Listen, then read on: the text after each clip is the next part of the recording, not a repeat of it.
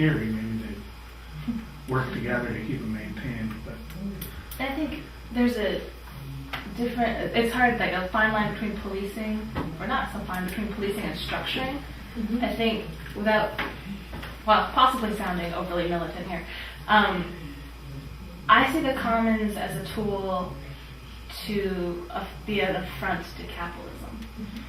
And my background is working as an organizer, and one of the things we always talked about is if you're not getting resistance, you're not pushing outside of the status quo. Not because, I mean, if you're not getting resistance, you're in the status quo, and I think there's ways that commons make us feel better, like collective activities, but they don't change the system in any way. In some ways, makes them complicit to capitalism. And I think that a lot of social movements have been controlled by giving sort of small breadcrumbs to tone people down and say, oh, we've got our food co-op. Do we want the food co-op? Yes, but it's not a commons in the sense that it's going to undermine capitalism. And if something's infringing, if you're asking for the bikes, community bike programs are awesome, but they're not a commons. They're run through some sort of governmental or nonprofit organization. The nonprofits are directed under the legal code set up by the government, kind of to undermine the civil rights movement on the side. But there's a lot of, you can't get outside of history, so it's really tricky. Have you talked about the privatization of water and the ownership of water? A little, but there are people who want, I think, to talk more about that. I mean, was something specific you were thinking in terms of? Oh, I just think of that as a good example of the commons. We have a right to water. Right. And the corporations will take it when they can for whatever purpose, for commercial purposes. Right. And that we can fight that. Yeah.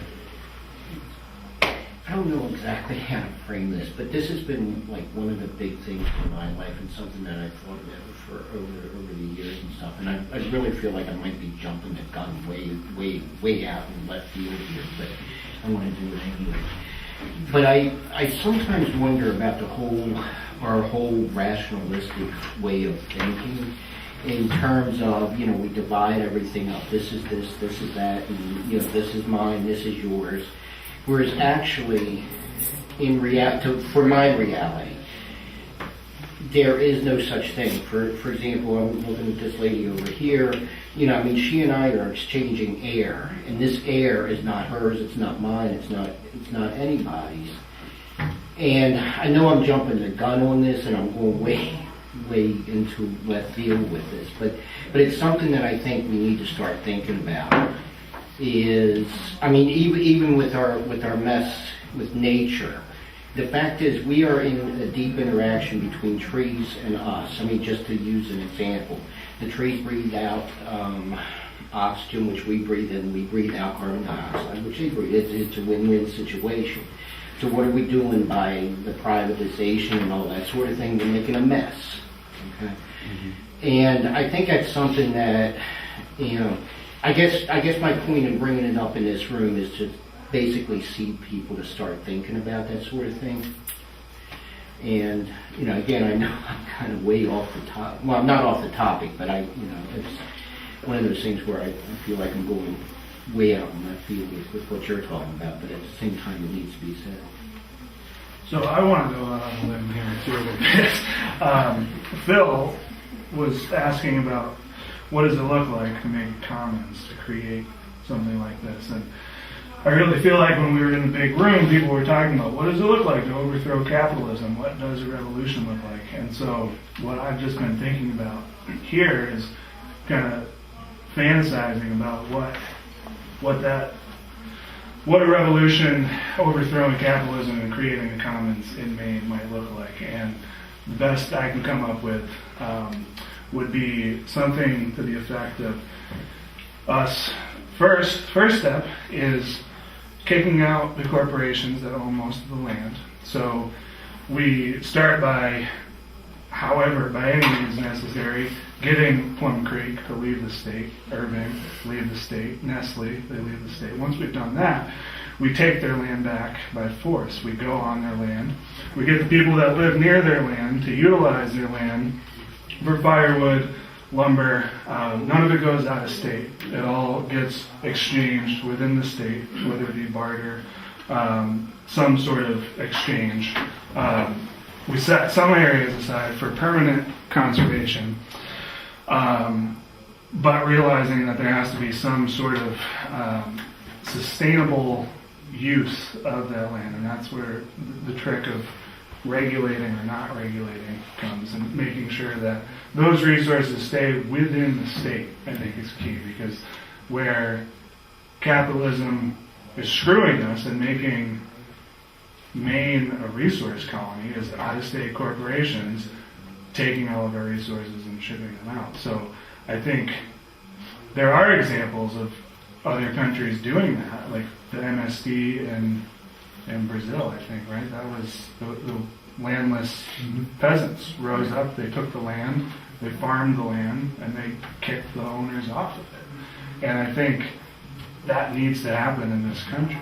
And we're far off from that, I understand, but just like to try and give an example of what that might look like in Maine. I know it's kind of laughable to think like we're not going to go out tomorrow and kick Plum Creek out of the state, but wouldn't it be nice if we could build towards that, you know?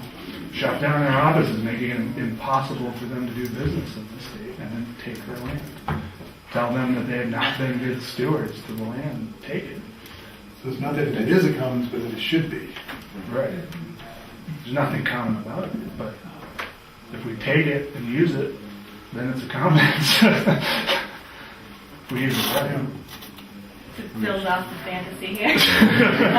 I think the trick too is if you really getting these conversations with folks, like what would it look like if the revolution or whatever that looks like happens, is then if you're going into a common state to find a way to get people to buy in and not sway to fascism, per se. Yeah. I know even things people were saying upstairs, I think folks who are radical or progressive or whatever it is they are, like, this is the way it's going to be. And that itself lends itself to recreating a lot of those same problems. Right. Without having a larger... People are coming with a capitalist mentality.